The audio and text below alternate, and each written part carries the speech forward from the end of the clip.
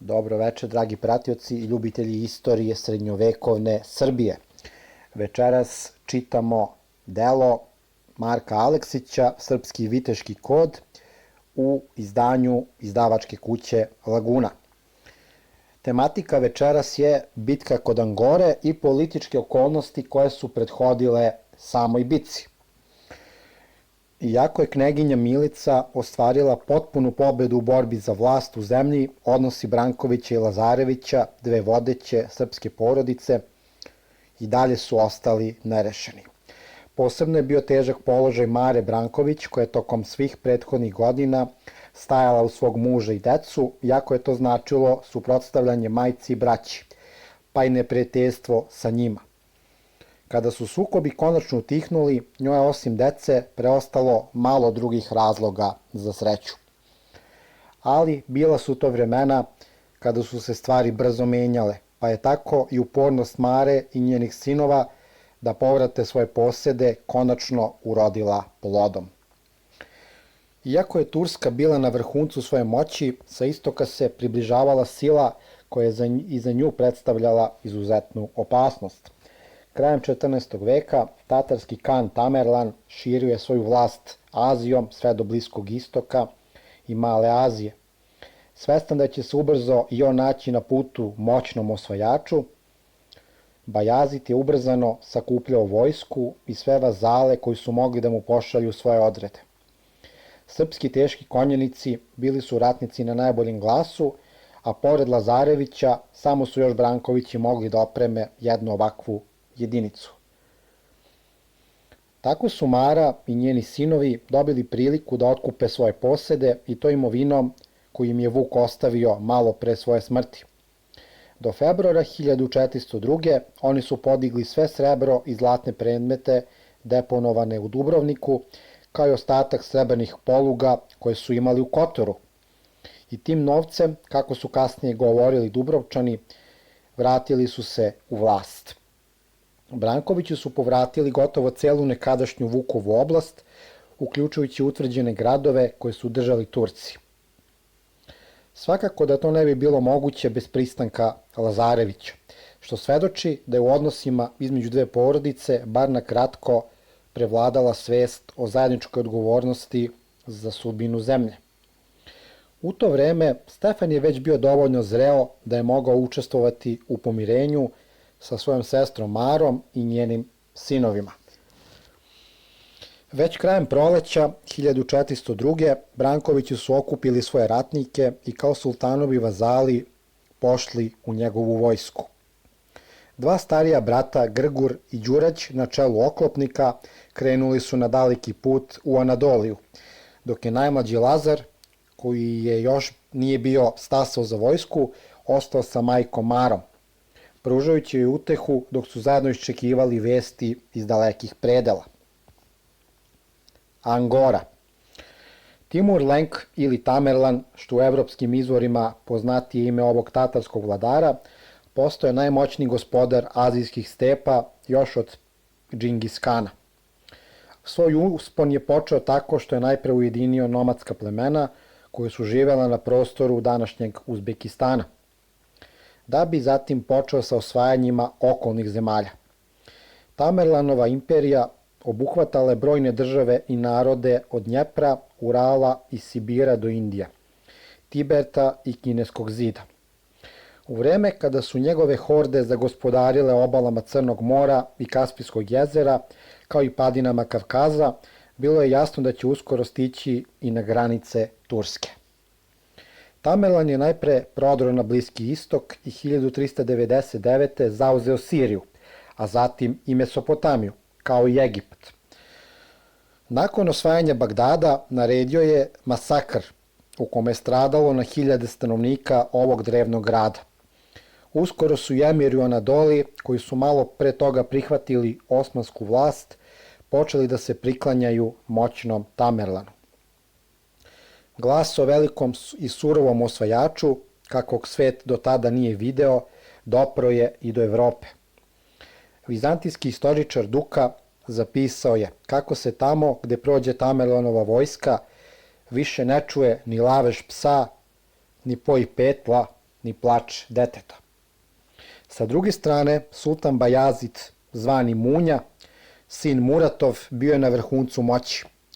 Iza Turčina bile su pobede protiv najjačih evropskih vojski, kao i brojnih lokalnih emira u Maloj Aziji. Dva moćna protivnika, prepuni samopouzdanja, išli su jedan drugom u susret. Angorska bitka je bila obračun dve najjače azijske pa i svetske vojne sile, boj epskih razmera u kome su se odlučivale sudbine mnogih država, naroda i miliona običnih ljudi. Zbog toga se ona smatra jednom od najvećih bitaka srednjeg veka. Tu su na jednom mestu odmerili ratničku veštinu tatarski konjanici strelci, Turci Osmanlije, srpski teški oklopnici i mnogi drugi narodi. Procene o snazi obe vojske međusobno se dosta razlikuju. Iako turski izvori navode da je Tamerlanova armija bila znatno brojnija po svedočenjima nekih očevidaca, bitke snage su bile dosta izjednačene. Mada je Bajazidova vojska ipak bila nešto slabija. Što se tiče konkretnog broja vojnika, procene se još manje slažu. Od onih preteranih i očigledno nerealnih, tako česti kod starih hroničara koji navode brojke od oko 1,5 miliona ljudi. Sa svake strane, do umerenih procena savremenih historičara koji veruju da se tog vrelog julskog dana u Angorskoj dolini sakupilo između 200 i 250 hiljada ljudi, računajući obe vojske. Poprište bitke nalazilo se nedaleko od grada Angore, današnje Ankare, u središnjem delu Male Azije. Sukobu je prethodilo dugotrajno i iscrpljujuće manevrisanje dvojice vojskovođa, nakon koga je Tamerlan uspeo da zauzme bolji položaj. Iako se nalazi u srcu svoje zemlje, Bajazid je dozvolio protivniku da se utabori u središtu Angorske ravnice, gde je ovaj zaposeo izvore vode za piće, a preostale izvore zagadio i tako onemogućio turskoj vojsci pristup pitkoj vodi. U ovim suvim predelima, po vrelom letnjem suncu, turskom sultanu nije preostalo mnogo izbora nego da bez odlaganja prihvati borbu u ravnici, na mestu koje je više odgovaralo njegovom protivniku. Bez obzira na to, ostaje ubeđen u snagu svoje vojske, koja je bila ne samo snažna i iskusna, već i visokog morala posle dotadašnjih pobjeda. Sam Bajazid je komandovao centrom svojih snaga, gde su bile postrojene elitne pešadijske jedinice janičara, kao i teške turske konjice, spahija. Do ovog vremena srpski teški konjanici postali su udarna napadačka sila turske vojske. Konstantin filozof navodi koliko je Bajazid cenio Stefana i njegove vitezove i pred svim istočnim vladama dičio se ovim Stefanom, kao i drugim suncem ili presvetlom zornjačom. Pred bitku kod Angore, srpski konjanici su bili postavljeni na desno krilo Bajazidove vojske. Stefan je komandovao ovim delom bojnog reda, a lično je predvodio najmanje jedan odred od 500 teških oklopnika, čemu treba pridodati još jedan odred, verovatno od 300 takvih ratnika koji su doveli Brankovići. Mada je pitanje koliko su oni bili besprekorno opremljeni i obučeni, kao što je to bio slučaj sa Stefanovim jedinicama. Teške oklopnike obično je pratio najmanje isti ili češće dvostruki broj lakih konjenika i pešaka koji su imali ulogu da pružaju podršku ili dejstvuju zajedno sa oklopnicima u pojedinim manevrima. Crni oklopnici. Kada je osvanulo jutro tog 28. jula 1402. godine, Stefan Lazarević je stajao spreman na svom mestu u bojnom redu, ispred svojih oklopnika. Na velikom vitešku konju, u punom čeličnom oklopu i s dugačkim kopljem pobijenim u zemlju. Stefan se rastom i pojavom isticao u celom turskom bojnom redu. Kroz prašinu, koja se od bezbrojnih životinskih i ljudskih koraka još tokom noći digla na suvom Angorskom polju, mogao je u daljini da vidi beskrajne redove Tamerlanovih ratnika postrojene sa druge strane bojišta. Bila je to jedna od najvećih vojski koje je ljudsko oko ikada videlo. U nepreglednom nizu ređale su se jedinice ratnika iz Persije, sa Kavkaza, iz Sirije, Indije, Gruzije, Arabljana, Uzbeka, Tadžaka i drugih nomadskih naroda, uključujući i turske emire koji su neposredno pred bitku stali u Tamerlana. Najvažniji i najubojitiji su ipak bili odredi Tatara koji su učinili glavninu ove vojske. Sa svega 25 godina Stefan je već imao mnogo ratnog iskustva iza sebe. Učio od najboljih junaka iz svog naroda, svog oca kneza Lazara i Marka Kraljevića, da bi se kasnije i sam kalio u borbi. Uloga srpskih konjanika u toj turskoj vojsci obično je bila da jurišaju u srce bitke, tamo gde se rešavao njen ishod, ali gde i smrt bila najbliža. Bila je to taktika koju su i u svojoj zemlji uvežbavali i koristili, da se ustreme u središte protivničke vojske. Među Stefanovim oklopnicima bilo je iskusnih ratnika, veterana, koji su se borili još pod barjakom njegovog oca, ali i mladića koji su poput njega i njegovog brata Vuka sticali iskustvo u starije saborce. Svi oni u borbi nisu umeli da se štede, ali su zato nemilosrdno sejali smrt oko sebe. I pre početka boja znalo se da su to najbolji ratnici u celoj turskoj vojsci. A kada je bitka završena, bilo je jasno da im tog dana na Angorskom polju nije bilo ravnih.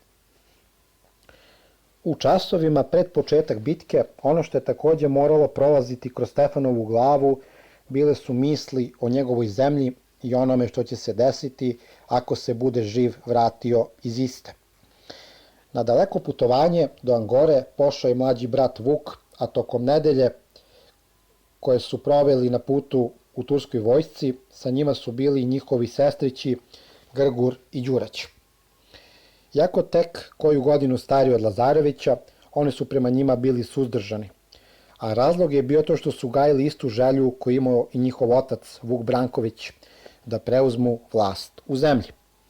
Ako su njihove majke bile svesne koja je cena takvih sukoba i mogle da prevaziđu lične ambicije u ime opšteg interesa, 4 mladića, od kojih je jedan tek jedan bio prešao 30, to nisu bili u stanju da učine.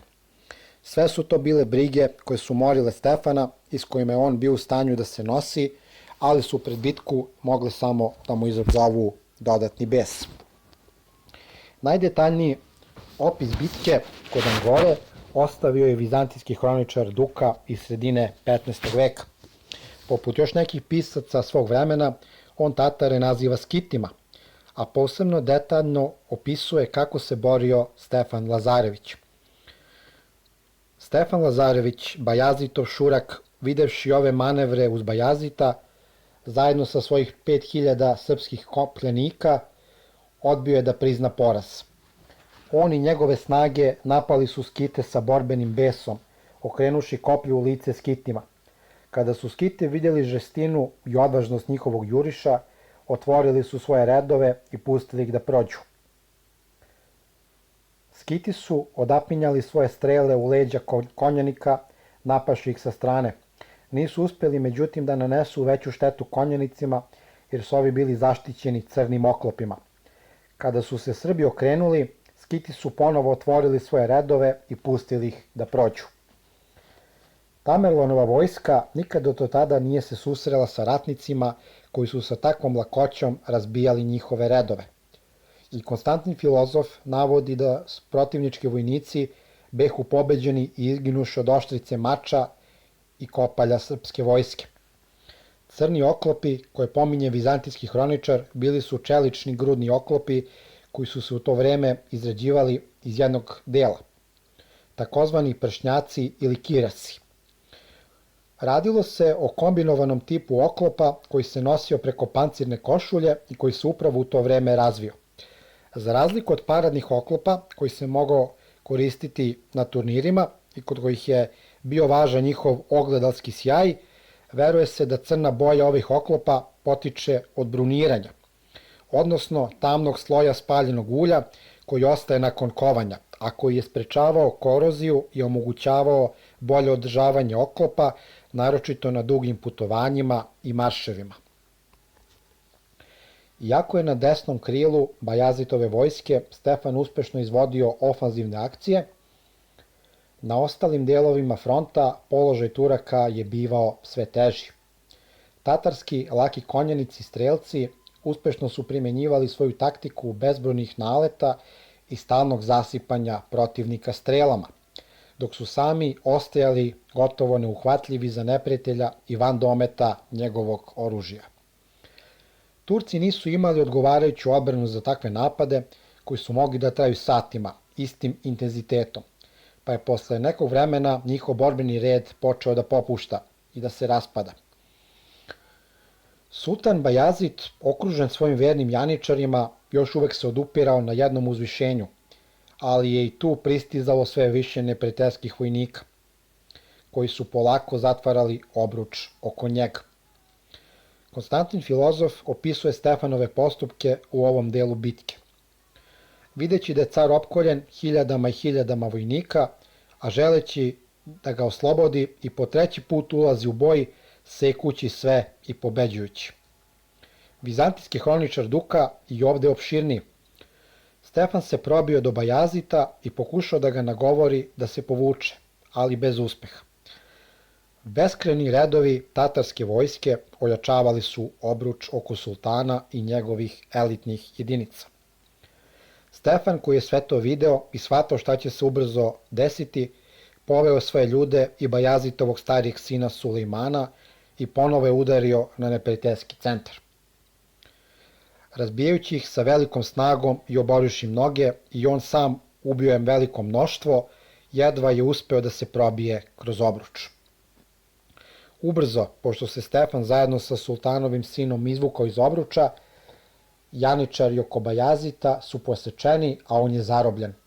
Tamerlanova pobeda bila je potpuna, dok je na bojnom polju ostalo na hiljade mrtvih i ranjenih. Veliki deo turskih zarobljenika pobijan je odmah nakon bitke, dok su drugi priključeni Tamerlanovoj vojsci. Među preživelim zarobljenicima ponovo se našao i nemački štitonoša Johann Schildberger, koji je na poprište bitke stigao kao turski zarobljenik iz Nikopoljske bitke, da bi sada sa svoje 22 godine promenio gospodara i bio priključen Tamerlanovoj sili. Junaštvo Stefana Lazarevića i njegovih ljutih oklopnika mogli su da vide svi oni koji su se tog dana zatekli na poprištu krvave bitke. Iako u turskoj vojsci bio kao vazal po nuždi, koji je bio i druge vere, na bojnom polju je poštovao reč koju je dao sultanu, čak i po cenu da sebe i svoje ratnike izlaže najvećoj opasnosti. Iako se to od njega nije zahtevalo pa ni očekivalo u trenucima kada je bilo jasno da više nema nade za pobedu, ponovo je ušao u srce bitke kako bi izbavio Bajazita iz obruča, a zatim izvršio još teži zadatak, probivši se kroz nepregledne neprijateljske redove. Ovakvo uspešno manevrisanje na bojnom polju u trenutku kada borbeni red turske vojske više nije postojao, najbolje ilustruje superiornost Stefanovih ratnika. Sve je to ostavilo veliki utisak na samog Tamerlana, čiji kasni postupci prema Stefanu, kao i zarobljenim Srbima, otkrivaju da je za razliku od Turaka, prema kojim je bio nemilosrdan, prema njima pokazao određeno poštovanje. Nakon bitke, Stefan je nameravao da se što pre vrati u Srbiju, ali je dobio poziv da poseti Carigrad. Njegovo držanje u bici brzo se pročulo i, kako kaže Konstantin Filozof, o veličini njegove pobede svi su pričali i bila je čuvena. Avgusta meseca on je već bio u Carigradu, a za njim su stigli njegov brat Vuk kao i Đurađ Branković, dok je Grgur ostao u Tamerlanovom zarobljeništvu. U gradu na Bosforu Stefan je primljen sa najvećim počastima i to mu je dodeljena titula despota. Bilo je to najviše vizantijsko zvanje posle carskog i najveća čast koju neki stranac mogao dobiti. Za vreme Stefanovog boravka u Carigradu povela se i priča o njegovoj ženidbi, nekom bliskom srodnicom vizantijske carske porodice. A razgovor se nekako kretao u pravcu jedne od ćerki gospodara ostrva, Lesbosa Francesca Gatiluzija. Međutim, Stefanovo približavanje Vizantiji značilo je da napušta vazalni odnos prema Turskoj, što je bila prilika za Đurđe Brankovića da uz njenu pomoć pokuša da se domogne vlasti u Srbiji. U trenutku kada se njegov stari brat još uvek nalazio u tatarskom zarobljeništvu, u koje je dospeo za vreme bitke kod Angore. Đurađ je osetio da mu nove ove okolnosti pružuju mogućnost da obnovi planove svog oca. Uviđajući to, Stefanovi domaćini su zatvorili Brankovića, zadržavajući ga tako u Carigradu, dok se Lazarevići bezbedno ne vrate kući i ne učvrste svoju vlast.